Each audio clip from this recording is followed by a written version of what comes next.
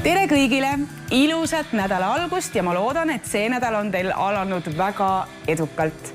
Tänane saade keskendub peaasjalikult ühele teemale. Selleks teemaks on K-pop ehk Korea pop.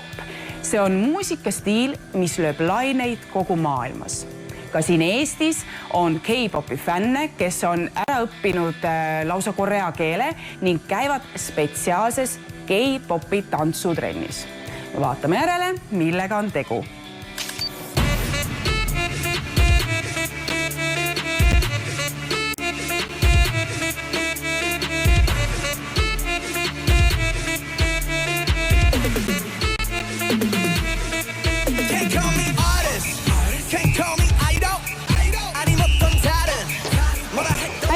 Mina olen Paula ning täna ma olen siin Soto tantsustuudios ning kohe sukeldume K-popi maailma.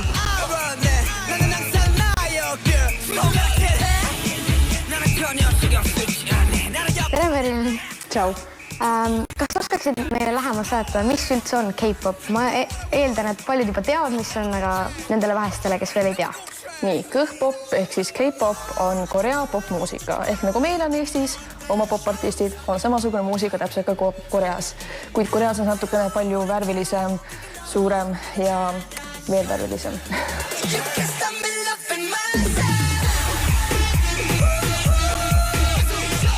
Mis K-popi artisti või bändi teie kõige rohkem kuulate? Ma kuulan kõige rohkem BTS-i ja muidugi selle kõrval ka teisi gruppe, aga BTS on ikkagi ülekaalus, sest et nad oli esimene grupp, kelle ma avastasin, sest nad on kuidagi nagu südamelähedased.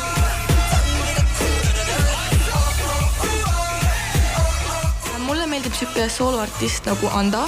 Paljud ei teadnud teda varem, ta on suht ammu tegelikult juba nii-öelda avalikkuses, aga nüüd hiljuti ta sai populaarsemaks ja ma loodan, et ta kasvab veel suuremaks. Ma kuulan ka nüüdseks sooloartisti Hyorinit, oli varem girl groupist Star, aga ja ta muusikastiil on lihtsalt mulle väga meeldib.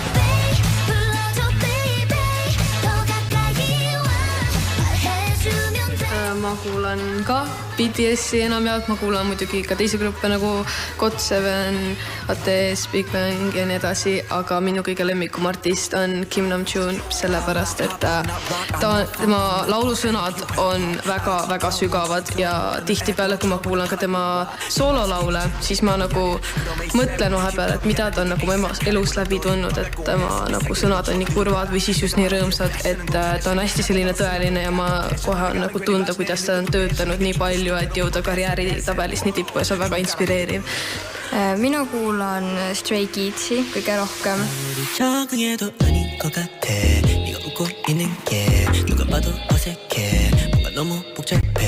No kõik on tulnud läbi tule ja vee ja tormi niimoodi, aga ma arvan, et minu jaoks kõige lemmikum on ikkagi BTS.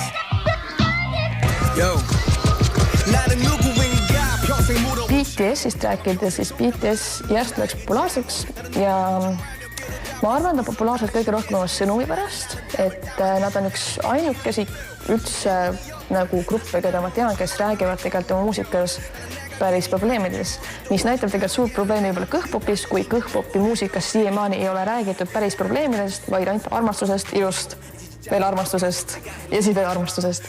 Et nad räägivad nagu enesehoidmisest ja enesekaitsmisest ja mis sa peaksid tegelikult tegema, kui nagu peas vahepeal on halvad mõtted midagi sellist. Et ma tean hästi palju nagu meie stuudioõpilaste pealt, kes on saanud nagu ennast väga-väga suurt tuge oma mustadel aegadel ja ma arvan, et kui inimestel aitab nagu toena muusika, mitte mingisugused rasked ravimid või mingi muud asjad, siis see on ju kõige ilusam asi üldse, mis olla saab. Ma tean, et sa oled elanud 3 aastat Koreas. Miks sa sinna läksid üldsegi alguses? Kõige alguses läksin ma 3 kuuks niisama turistina.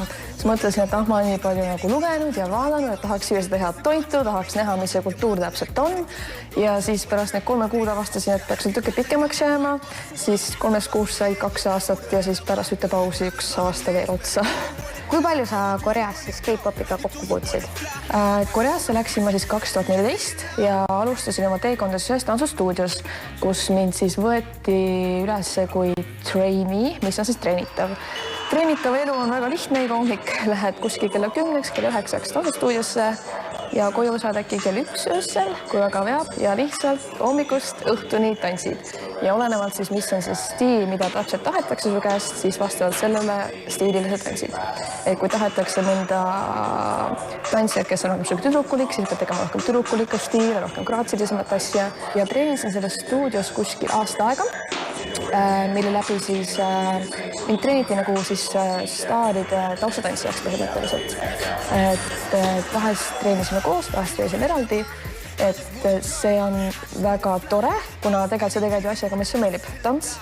Aga kui igapäevaselt 7 päeva nädalas seda teha iga hommikest õhtuni, tihti jättes vahele söögikordi, jättes vahele kõik muud sotsiaalsed asjad, siis see tegelikult hakkab väga pikka peale ka nagu närvile ja muudele asjadele. Aga see on väga-väga põnev kogemus sellegi poolest.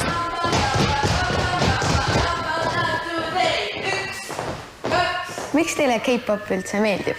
K-pop on nagu minu jaoks vähemalt on see tee rõõmsa kohani, et nende sõnumid on siirad ja tänapäeval on väga palju sellist nagu räppi, kus on rohkem ainult nagu ropendamine, aga K-popis on sõnad on tõesed ja need nagu aitavad ja need tunnevad nagu samu asju, nagu sõnadest on aru saada sama tundeid, nagu sina ise tunned. Tead, ma arvan, et mulle meeldib see sellepärast, et see on nii erinev ja nii lõbus.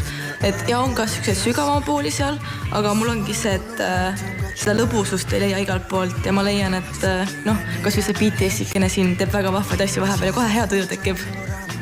Millised eeldused peavad olema, et sa saad nagu K-popis kuulsaks saada või läbi lüüa?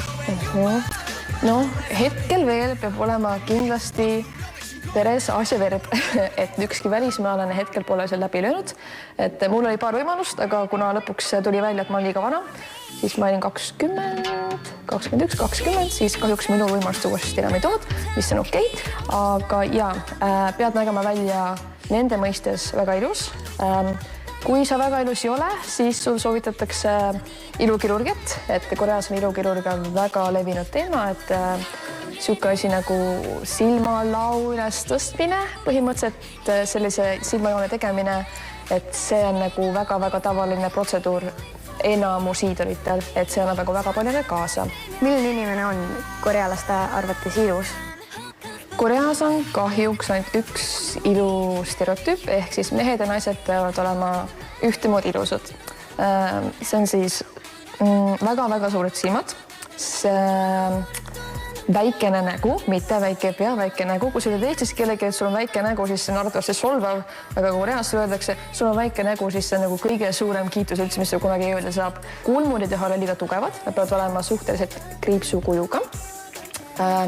Meik peab olema ülimalt naturaalne, et niisugune väga tugev suitsusilm või veripunane huul on natukene ikkagi veel tabu teema, et pead andma endast niisugust graatsilist ilu rohkem.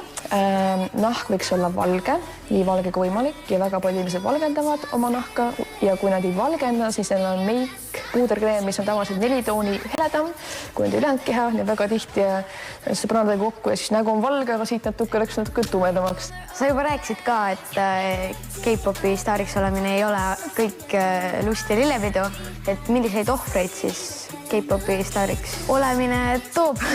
Nüüd natukene oleneb, millal sa oled alustanud, et väga paljud alustavad oma treeninguprotsessi ehk trainee-protsessi 11-12 aastaselt, nii et sa hakkad tantsima mitte siis hommikul varast öösseni, aga peale kooli kuni ööni igapäevaselt võib-olla 5 aastat. Ma tean inimesi, kes on treeninud 10 aastat, nii et 10 aastast treenid ühes majas, ilma et sulle tegelikult lubataks tööd, sa oled lihtsalt treenitav. Sul ei ole mingisugust kinnitust, et sust saab tegelikult keegi. Mis on väga kahju näha, et noored tegelikult ei kohta oma peresi väga mitut aastat. Vahest võib olla pausi, ilma et nad kedagi näeksid, et kõik pühad asjad, nad istuvad ikkagi oma firmas treenides. Paljudes firmades korjatakse ära ka telefonid, nii et sul tegelikult ei ole lubatud rääkida kellegiga. See on nüüd selle jaoks natukene, et K-popis on väga-väga ära keelatud igasugune suhete loomine, ehk siis ei ole nii, et tüdruk ja poiss hakkavad üksteisega deitima, sellepärast see tähendab siis seda, et teil on kohe töö kaotatud. Ja kui sa oled veel superstar ja sa jääd vahele, siis võid võid suht kindel olla, et sind hakatakse natukene siis maastikult eemaldama, kuna sa oled suhtega vahele jäänud.